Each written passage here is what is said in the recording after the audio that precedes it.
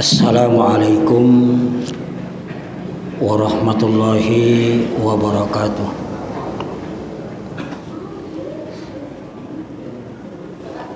Alhamdulillahi rabbil alamin, wa bihi nasta'in ala umuri dunya waddin. Wassalatu wassalamu ala asyrafil anbiya'i wal mursalin Nabiyyina Muhammadin wa ala alihi wa sahabatihi ajma'in, amma ba'du.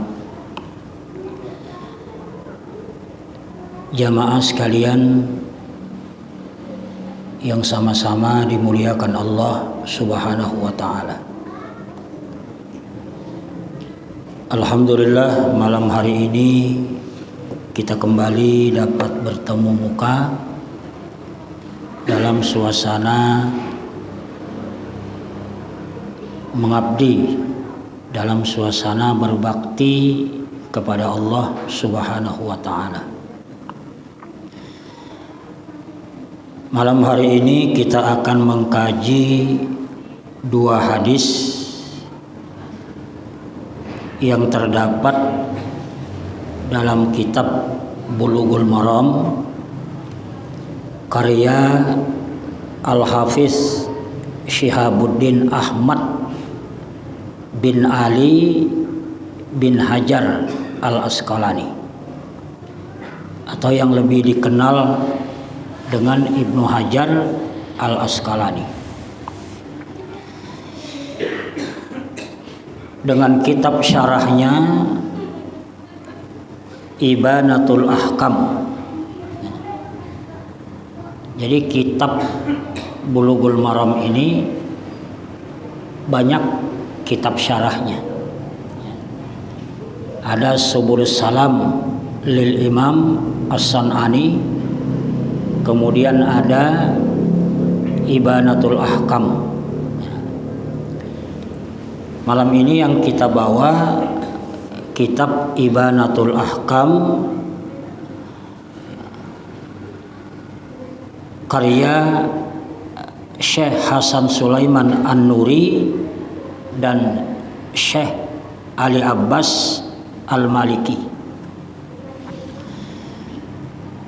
Dua hadis yang akan kita bicarakan ini memiliki redaksi yang berbeda, tetapi maknanya sama. Satu diriwayatkan oleh Imam Muslim dan satunya diriwayatkan oleh muttafaqun alaihi.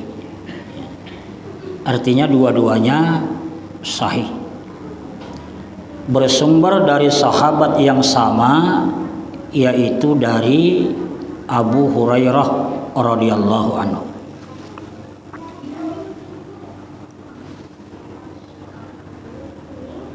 Hadis 249.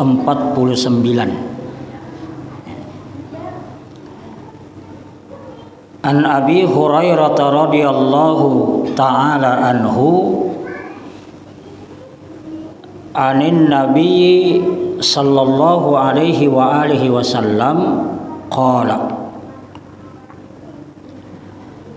la takhussu lailatal jumu'ati biqiyamin min bainil layali wa la takhussu yaumal jumu'ati bisiyamin min bainil ayyam illa ayyakuna fi saumin yasumuhu ahadukum. Rawahu Muslim.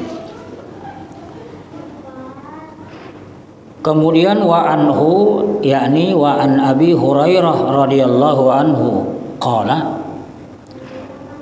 qala Rasulullah sallallahu alaihi wa alihi wasallam la yasumanna ahadukum yaumal jumu'ati illa ayyasuma yauman qablahu au yauman ba'dahu. Muttafaqun alaihi.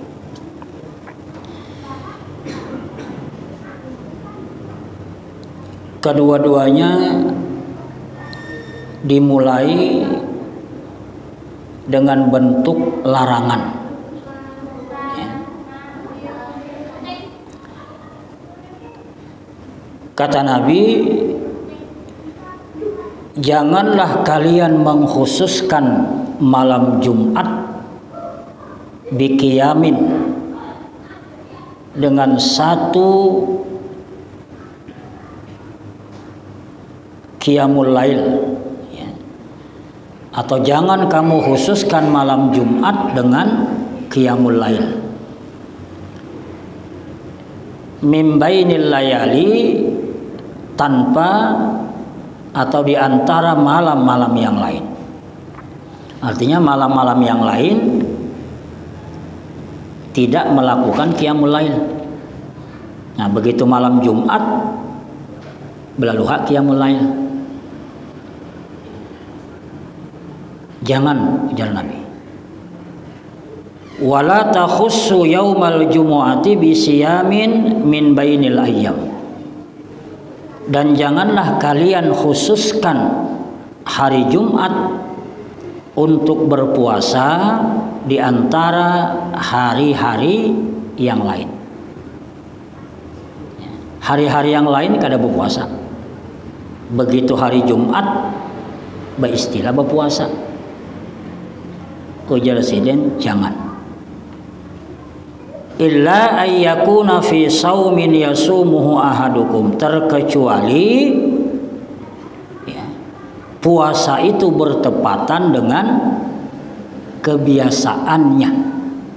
Kebiasaan berpuasa itu bertepatan dengan hari Jumat. Nah, maka tidak mengapa.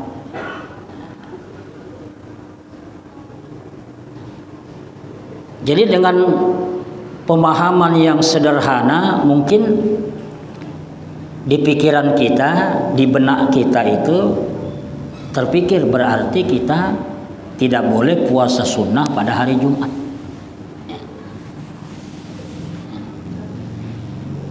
Misalnya hari Arafah jatuh pada hari Jumat. Atau misalnya Aina 10 Muharram jatuh pada hari Jumat misalnya.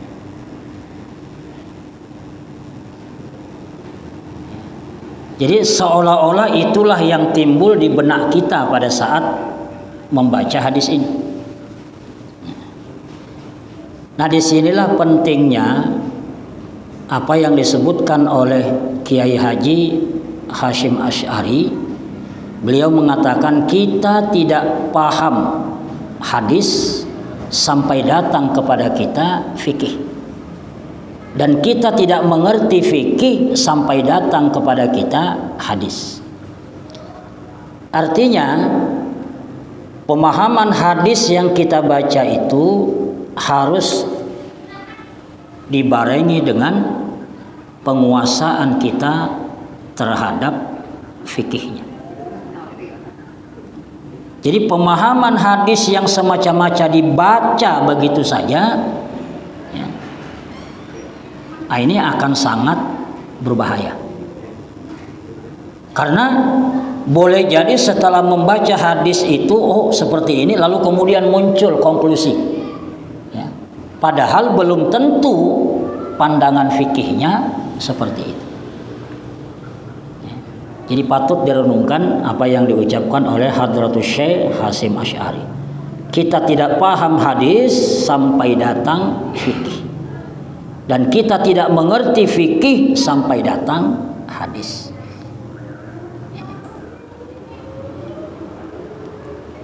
Tapi ini bukan berarti agama melarang kita membaca hadis secara otodidak, tidak. Silakan aja baca. Cuma harus diimbangi dengan fikihnya. Nanti akan kita lihat bagaimana fikhul hadisnya. Kita lanjut dulu hadis 250. Qala Rasulullah sallallahu alaihi wa alihi wasallam, la yasumanna ahadukum yaumal jumu'ati illa ayyasuma yauman qablahu ay yauman ba'dahu.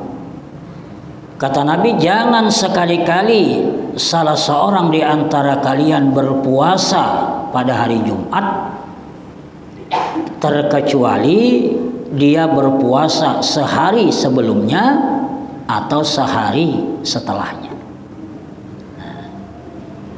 Sama dengan hadis ini. Jadi setelah membaca hadis ini seolah-olah konklusi kita, kalau puasa sunnah itu bertepatan dengan hari Jumat, maka lakukan 2 hari, Kamis, Jumat, atau Jumat Sabtu. Nah, apakah memang seperti itu? Nah, disinilah pentingnya mempelajari fikihnya. Makanya ada yang disebut dengan fiqhul hadis.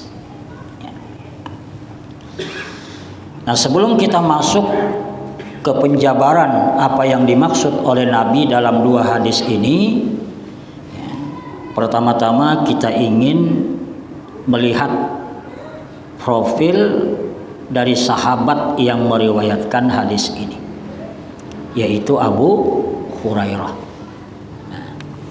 Abu Hurairah itu artinya bapak kucing, ya. Karena Hurairah itu bentuk tasgir, ya. Dari hirun. Hirun itu artinya kucing. Hurairah itu bentuk tasgir, bapak kucing. Bahrun itu laut, buhair itu danau, sungai, ya. Tasgir artinya pengecilan makna. Nama beliau ini itu diperdebatkan oleh para ulama. Siapa gerang Abu Hurairah itu? Ngaran aslinya siapa? Ini diperdebatkan oleh para ulama. Dan tidak tanggung-tanggung sampai 30 pendapat. Jadi nama Abu Hurairah yang asli itu Pak, itu sampai 30 pendapat. Nah, ya. Cuma ada satu yang lebih meyakinkan, kata Ibnu Abdul Bar, ya, rahimahullahu taala, beliau berkata, alladzi taskunun nafsu ilaihi minal aqwal annahu Abdurrahman bin Sakhar. Jadi dari 30 pendapat ulama tentang nama Abu Hurairah itu, kata Ibnu Abdul Bar, yang paling menenangkan hati, yang meyakinkan itu bahwa nama beliau adalah Abdurrahman bin Sakhar. Jadi bapak beliau itu Sakhar, ngaran beliau adalah Abdurrahman. Kemudian gelarannya yaitu Abu Hurairah, kunyahnya Abu Hurairah, bapak kucing. Karena beliau ketujuh di kucing. Nah, jadi pian bila ketujuh kucing, bagus saja digelari Abu Hurairah. Abu Hurairah zaman milenial. Nah, beliau ini masuk Islam 3 tahun sebelum Nabi wafat. Artinya di usia Nabi yang ke-60 tahun. Ya, karena beliau meninggal 63 tahun. Masuk Islam di usia Nabi 60 tahun. Berarti 3 tahun aja beliau bersama Nabi. Tetapi dari sekian rentetan sahabat yang hidup bersama Nabi puluhan tahun, Abu Hurairah inilah yang paling teratas dalam meriwayatkan hadis. Aisyah yang kenal Nabi sejak umur 9 tahun, mungkin lebih dari itu, kalah periwayatan hadisnya dibanding Abu Hurairah. Ibnu Abbas, bahkan Anas bin Malik yang 10 tahun mengabdi di rumah tangga Nabi, itu kalah dapat Abu Hurairah yang cuma hidup bersama beliau selama 3 tahun.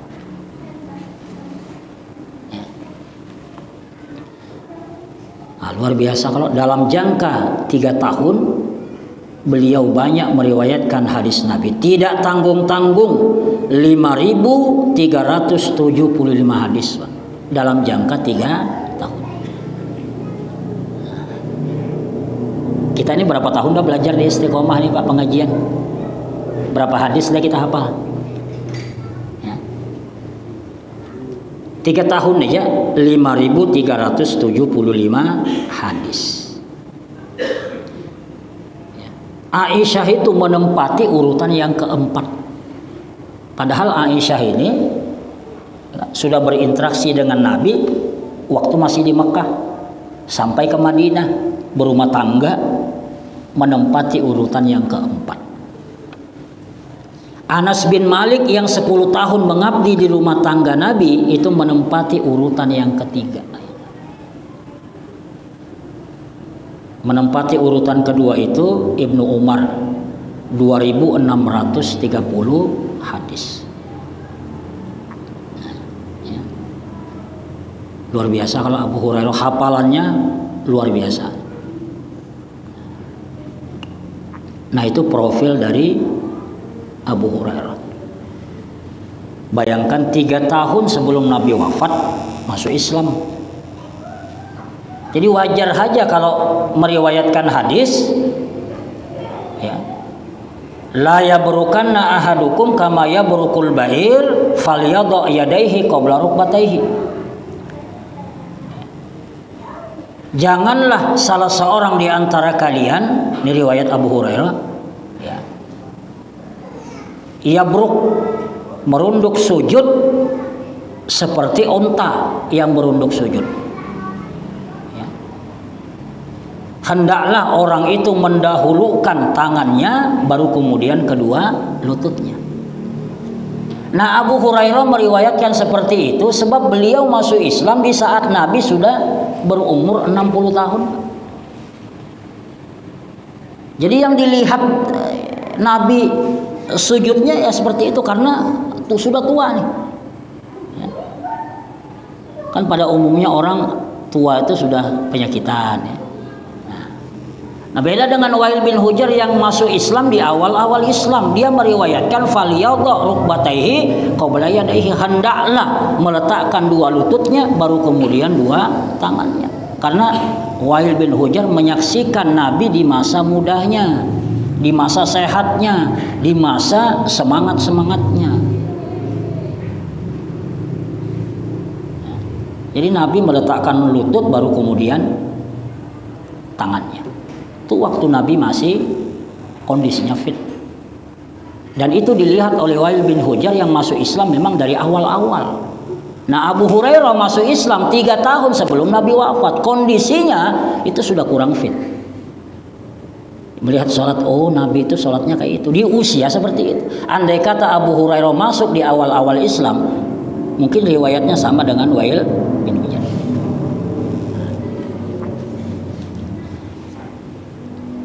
Ya. Nah itu profilnya. Jadi beliau al-muqsir min riwayatil hadis. Kemudian sabda Nabi la takhussu, jangan. Nah, ini menunjukkan larangan. Nah cuma yang menjadi pertanyaan itu, larangan itu kan ada 3 ya. Ada larangan makruh. Makruh itu ada 2, ada makruh lit tanzih, ada makruh lit tahrim, kemudian ada larangan haram. Nah larangan di sini itu masuk kemana? Larangan karena makruh tanzih, atau larangan karena makruh tahrim, atau larangan karena memang haram. Ya.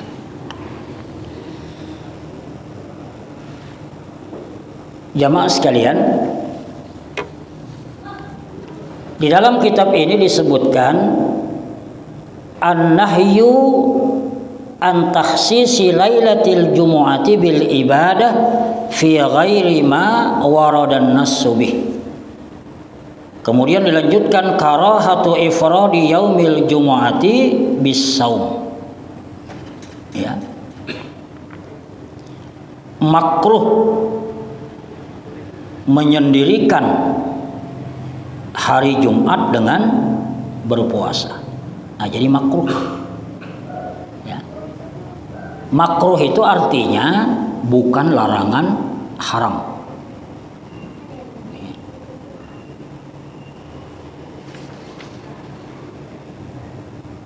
Dan disebutkan lagi bahwa an-nahyu litanzih, bahwa larangan dalam hadis ini adalah larangan litanzih, artinya makruh litanzih. Nah, jadi larangan di situ bukan larangan haram, tetapi larangan makruh litanzih. Apa yang dimaksud dengan makruh tanzih? Kalau kita belajar usul fikih itu kan makruh dibagi dua. Ya, al makruh tanqasimu ila qismain. Makruh tanzih, kemudian makruh tahrim. Jadi menurut pengertian ulama-ulama usul, makruh tanzih itu adalah satu perbuatan terlarang, satu perbuatan terlarang tanpa dosa. Ya. Satu perbuatan terlarang tanpa dosa yang menyalahi adab. Ya. Makruh tanzih. Satu perbuatan terlarang tanpa dosa yang menyalahi adab. Itu menurut ulama-ulama usul.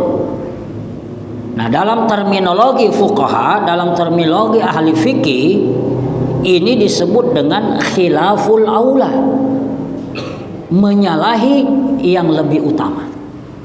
Jadi kalau orang melakukan satu perbuatan yang hukumnya makruh tanzih, ya, berarti dia melakukan satu perbuatan yang tidak berdosa, tetapi itu menyalahi adab.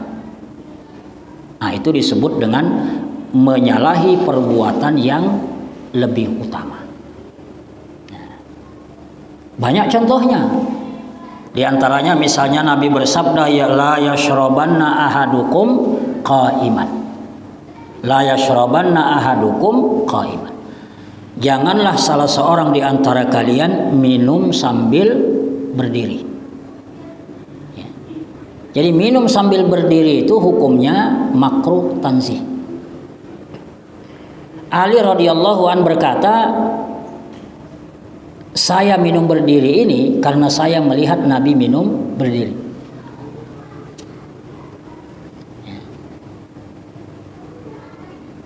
Waktu Nabi wukuf di Arafah itu, ada orang yang membawakan air zam-zam, beliau minum sambil berdiri. Ya. Makruh tanzih itu menyalahi adab. Adab itu duduk. Kita mau makan, disiapkan makanan. Nah, ya. Biasanya kan kalau makan di warung itu panas makanannya itu. Ya. Nah, karena kita hendak balakas, kita kipasi. Jadi mengipas makanan panas.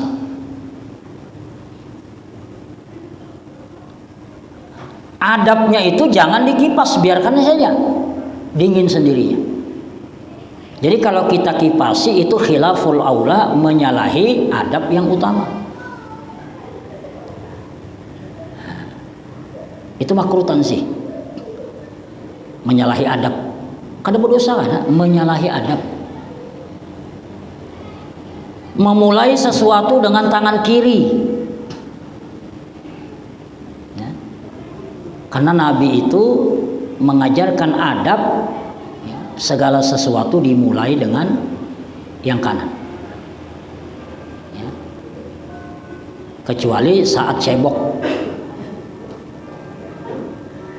Termasuk di dalam pengertian atau contoh makruh tanzih itu adalah meninggalkan amalan-amalan yang dianjurkan. Salat-salat rawatib, habis salat langsung pulang misalnya, tidak melakukan salat rawatib, dia tidak berdosa. Tetapi itu khilaful aula, menyalahi adab menyalahi amalan yang utama. Makruh tansih. Dan la takhussu itu la-nya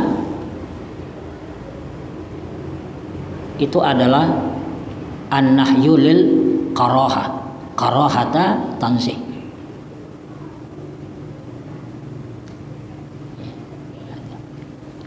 Kemudian makruh tahrim. Makruh tahrim itu adalah perbuatan yang terlarang yang ditetapkan oleh dalil, tetapi dalilnya itu mengandung multi tafsir. Ada dalilnya, tapi mengandung multi tafsir. Jadi kawak dijadikan ditarik kemana-mana.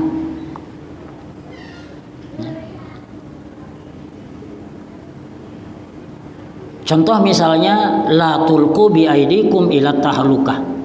Jangan kau jerumuskan dirimu kepada kebinasaan, ya, kepada kebinasaan.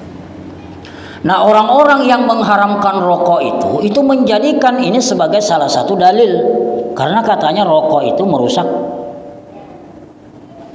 La tulqu bi aidikum ila tahlukah. Padahal ini juga merupakan satu dalil yang bisa digunakan sebagai alasan untuk masuk ke alkah menggunakan sandal. Karena yang kita ketahui itu kan disunnahkan membuka capal pada saat masuk kuburan. Nah, jadi sandal itu ditaruh di luar alkah. Masuk bertelanjang kaki. Pada umumnya pemahaman seperti itu, ya. Tapi kalau di HPT, nah yang dilarang menurut pandangan HPT itu masuk membawa sandal itu adalah pada saat berjalan di celah-celah kubur, ya. Bukan masuk ke arena kubur kadang, karena kadang-kadang kubur itu kan ada jalannya, ya. Nah ada jalan khusus,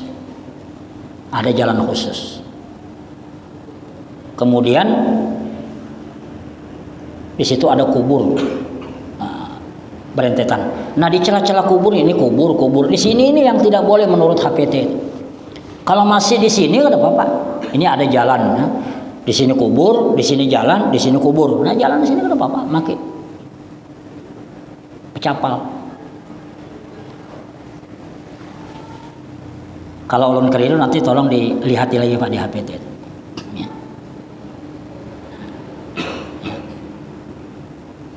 Tapi kan pemahaman umumnya disunnahkan masuk kada bercapal. Padahal la tulqu bi aidikum ila tahluka bisa menjadi dalil bolehnya memakai capal, memakai sandal ketika masuk ke dalam kubur, ketika kondisinya membahayakan apabila tidak bercapal. Kita masuk misalnya area kubur, banyak putri malu situ. Nah, akan berduri itu. Nah, mun kita jajak luka kaki.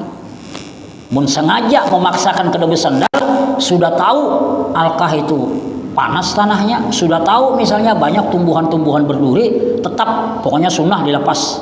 Nah itu menyalahi sunnah juga. Karena kata Allah, jangan kau jerumuskan dirimu ke lembah kebinasaan. Jadi multi tafsir itu, ya multi tafsir. Jadi kalau makruh tahrim itu dilarang oleh agama berdasarkan dalil yang multi tafsir. Makanya makruh li tahrim. Sedangkan haram adalah perbuatan terlarang yang ditetapkan oleh dalil yang qat'i. Jadi tidak bisa lagi ditakwil. Ya, kada kawa lagi ditakwil. Nah. Jadi perbedaan antara makruh tahrim dengan haram itu terletak pada karakter dalilnya. Ketika dalil itu mengandung multi tafsir, bisa ditakwil kemana-mana, maka hukumnya masih makruh tahrim.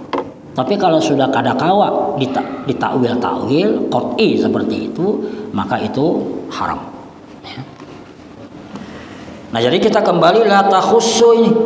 Jangan kau khususkan malam Jumat dengan ibadah. Jadi larangan itu larangan makruh.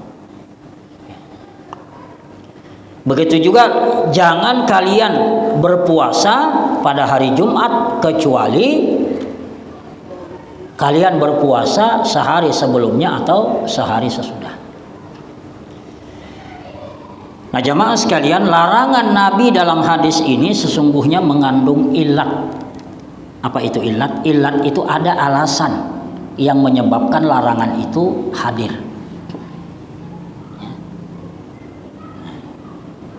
Ilatnya apa? Ilatnya itu adalah larangan bertasyabbuh dengan ahlu kitab. Ya.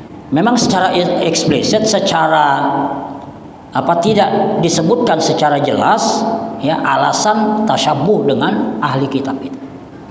Tetapi faktanya memang ahlu kitab itu mereka paling suka ya mengkhususkan hari-hari tertentu atau malam-malam tertentu untuk melakukan ibadah. Nah, itu kebiasaan ahlu kitab. Wah, ini bagus nih, kata pendetanya. Ini adalah hari lahirnya Musa. Yuk kita Nah, itu. Akhirnya dijadikanlah sebagai malam beribadah atau misalnya siangnya sebagai hari beribadah. Jadi larangan tasyabbuh inilah ilat yang terselubung di dalam hadis ini, la takhussu lailatal jumu'ah. Jadi ada semacam kekhawatiran menjadikan malam Jumat sebagai malam ibadah secara khusus. Jangan. Karena itu menyerupai ahlu kitab. Dan kita dilarang khaliful majus. Bedailah ahli kitab. Orang-orang Majusi, ya, orang-orang Nasrani, kemudian orang-orang Yahudi. Alasan yang kedua, ilat yang tersembunyi di situ adalah menurut ulama di sini, ya, ta'ziman. Jadi ada semacam mentakzimkan malam Jumat. Malam Jumat itu memang sayyidul ayyam. Ya. Malam Jumat itu memang mulia, tetapi kita tidak dibenarkan memuliakan malam Jumat kecuali dengan keterangan-keterangan yang disebutkan oleh Nabi dalam hadis-hadisnya itu. Kada boleh kita mentakzimkan malam Jumat sakahandak kita. Jadi boleh kita memuliakan malam Jumat dengan amalan-amalan yang memang sudah ditunjuk oleh nas, ditunjuk oleh hadis, disampaikan oleh Nabi. Misalnya memperbanyak sholawat. Ya. Memang anjurannya disuruh memperbanyak sholawat pada hari Jumat. Ya, malam Jumat, hari Jumat. Nah, apalagi ya, baca surah Al-Kahfi. Ini bagi yang mensahihkan hadisnya. Bagi yang tidak mensahihkan hadisnya, tidak disyariatkan membaca surah Kahfi malam Jumat. Sampai hari ini memang ada dua pendapat tentang hukum membaca surah Al-Kahfi malam Jumat dan hari Jumat. Ya. Kelompok yang menilai hadis-hadisnya itu sahih, mereka menganggap bahwa yustahabbu qiraatu suratil kahfi lailatal jumu'ah. Ya, wa yaumi. Jadi disunnahkan, dimustahabkan untuk membaca surah Al-Kahfi malam Jumat dan siangnya. Tetapi bagi kelompok-kelompok yang menilai bahwa hadis-hadisnya itu tidak luput dari cacat, ya, hadis-hadisnya itu lemah sehingga tidak bisa dijadikan hujjah, maka mereka tidak mensunnahkan membaca surah Al-Kahfi.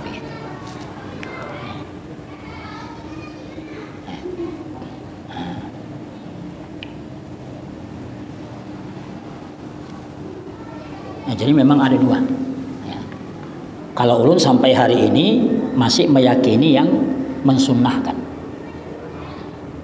sebagaimana yang disebut di dalam Sahih Fiqhus Sunnah. Ya. Tustahabbu qiraatu suratil kahfi. Ya. Disunnahkan. Ya. Bagi yang tidak membaca silahkan. Ya. Artinya apa? Artinya silahkan melakukan amalan-amalan yang bertepatan dengan malam Jumat, bertepatan dengan hari Jumat kalau memang ada nas yang menyuruhnya.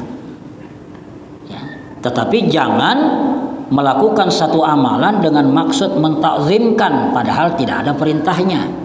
Misalnya ada keluarga kita malam Jumat tiba-tiba mau ambil wudhu, kita takutnya kenapa pian berwudhu? Gak kenapa? Ulun hendak sholat malamnya. Kenapa pian? Ini malam Jumat tahulah pian. Ini Sayyidul Ayyam nih. Ya. Jadi karena ini malam Jumat Sayyidul Ayyam, nah kita sholat.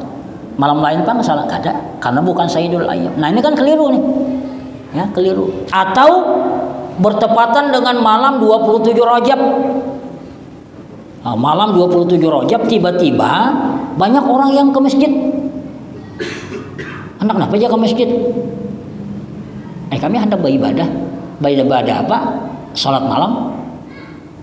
Kenapa aja? Jadi sholat malam. Biasanya kada biar. Malam ini tanggal 27 Rajab, malam di mana Nabi di Isra Mi'rajkan. Jadi sebab dia melakukan qiyamul lail itu apa? Karena malam 27 Rajab. Itu kada boleh. Ya, itu kada boleh. Itu artinya pentakziman malam Jumat, pentakziman hari Jumat dengan ibadah-ibadah tertentu.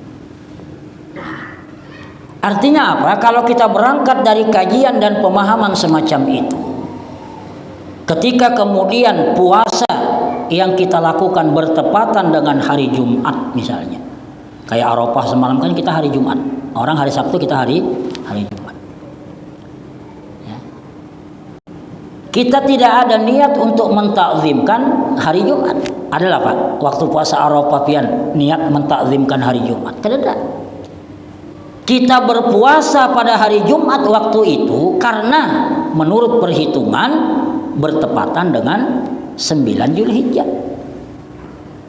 Jadi kita puasa Arafah berbetulan dengan hari Jumat. Sama sekali tidak ada niat mentakzimkan, sama sekali tidak ada niat bertasyabbuh dengan ahli kitab. Maka perbuatan kita itu tidak bisa dimasukkan dalam konteks hadis ini, karena kita tidak mentakzimkan. Ya. Nah, yang kedua, Nabi mengatakan, illa ayyakuna fi saumin yasumuhu adahu ahadukum. Puasa Arafah itu adalah puasa yang seringkali kita lakukan setiap tahun. Artinya puasa yang sering terbiasa kita lakukan setiap tahun diantaranya adalah puasa Arafah. Dan kita tidak tahu puasa Arafah itu bisa jadi jatuh pada hari Rabu, hari Kamis, hari Jumat, hari Sabtu. Nah kebetulan jatuhnya hari Jumat. Berarti kita berpuasa Arafah itu bertepatan dengan kebiasaan kita berpuasa setiap tahun.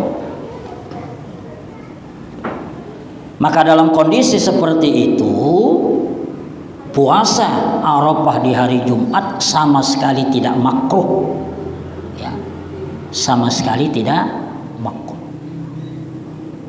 tidak haram, tidak makruh, boleh. Nah ini bukan hanya persoalan hari Arafah, kedepannya bisa jadi kan seperti itu, misalnya Muharram, ya Muharram itu kita tidak tahu jatuhnya hari apa, bisa jadi hari Jumat. Nah lalu kemudian ada orang yang saya hanya ingin berpuasa 10 Muharram misalnya. Saya tidak ingin berpuasa pada 9 Muharram. Karena kan menurut mayoritas ulama disunahkan 2 hari. Nah cuma memang ada ulama yang menolak puasa Tasu'a itu. Karena mereka tidak meyakini adanya hadis Hamiyah itu. Jadi puasa itu ya Asyura saja. Tidak ada puasa Tasu'a itu. Nah sehingga dia hanya berpuasa hari yang ke-10 dari bulan Muharram. Kebetulan jatuh hari Jumat misalnya. Nah itu tidak haram sama sekali. Tidak haram sama sekali.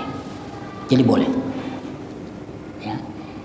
Nah inilah hasil kalau kita mengkaji berdasarkan pandangan fikih. Jadi pemahaman hadisnya itu disertai dengan kajian fikihnya. Maka beda hadisnya dengan orang yang sekedar membaca, oh berarti tidak boleh.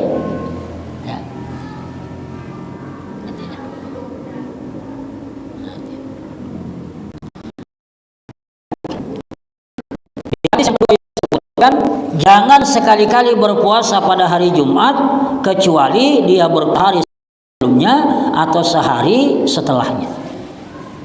Nah, ini pun kalau kita lihat dari kacamata kajian fikih, ya, ternyata ada hikmah yang ada di balik kenapa Nabi itu melarang kita berpuasa hari Jumat saja tanpa diikuti dengan puasa sehari sebelumnya atau sehari sesudahnya. Itu ada hikmahnya ternyata. Ya. Apa hikmahnya? Di dalam hadis ini, ya, para ulama mengatakan bahwa hari Jumat itu adalah hari zikir dan hari ibadah. Ya, di sini disebutkan ad-du'a yaumal jumu'ati mustajabun wa huwa yaumu dzikrin wa ibadatin. Jadi hari Jumat itu adalah hari kita berzikir dan hari kita beribadah. Itu intinya. Ya. Nabi menginginkan agar pada hari Jumat itu kita memiliki pahala yang full. Kita bisa mengisi hari Jumat itu dengan sebaik-baiknya sehingga pahala yang dikucurkan Allah pada hari Jumat itu full kita dapat. Ya. Tetapi kan ada kalanya, Pak, ada kalanya berbagai amalan-amalan yang dianjurkan di hari Jumat itu justru terhalangi kita lakukan disebabkan karena puasa. Jadi kalau orang puasa itu gampang ngantuk karena perut kelaparan.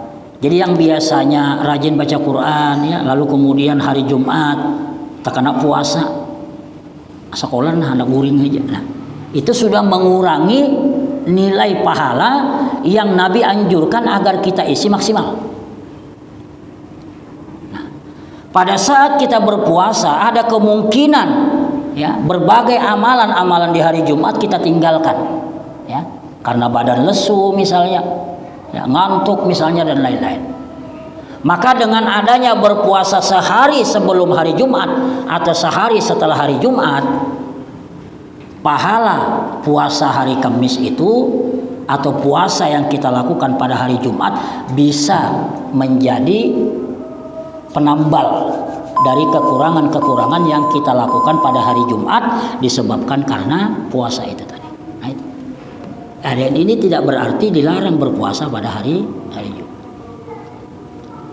Nah, jadi maknanya Bapak Ibu, kesimpulannya bahwa sebenarnya tidak dilarang berpuasa pada hari Jumat. Ya. Cuma sebaik-baiknya itu memang, ya, mun kadada hal-hal yang ya sudahlah kalau bisa berpuasa gitu. Nah, itu kan yang utama. Cuma kalau berpuasa juga ya tidak ada larangan. Apalagi berbetulan dengan puasa-puasa sunnah yang kebetulan jatuh pada hari Jumat. Nah, ini saja yang bisa kita sampaikan. Ya, besok kita akan lanjutkan dengan hukum menggabungkan satu ibadah, dua ibadah dalam satu pelaksanaan ibadah. Hukum menggabungkan dua ibadah dalam satu pelaksanaan ibadah. Ini masih tidak keluar dari kajian hadis ini. Ini saja dulu, mudah-mudahan bermanfaat. Assalamualaikum warahmatullahi wabarakatuh.